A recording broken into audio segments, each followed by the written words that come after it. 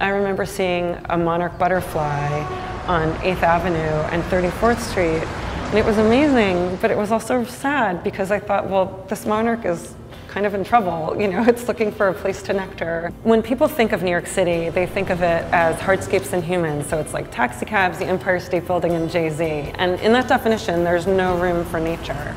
So the idea that New York City has nature at all is really hard for people to wrap their heads around, and yet that's the work that I do. I'm a conservation biologist.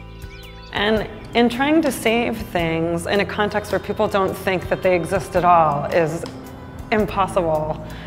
And if I could, I would take every New Yorker to Inwood Hill Park. It's amazing, 196 acres. There are trees that are 100 years old and rare wildflowers, and you can see the Henry Hudson Bridge, and it's beautiful.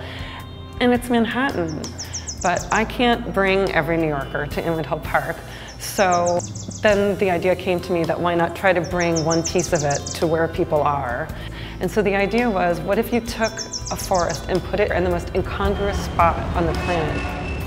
We want to transform a public plaza in Times Square into a large-scale temporary nature exhibit. There'll be a little meandering trail. People will walk inside it, and we're going to have the street noises muffled, and we'll have wildlife sounds from Inwood Hill Park streamed live into the pop-up forest.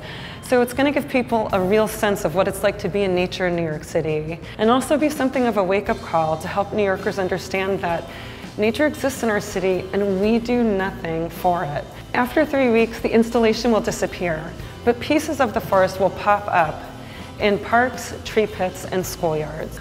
Local politicians, companies, and foundations are all excited about the pop-up forest. But before these organizations will contribute financially, we need to take our vision and put it into something tangible, a prototype and architectural drawings. We're going to use the funds from this campaign for initial design work and to build a mini pop-up in Brooklyn for this summer.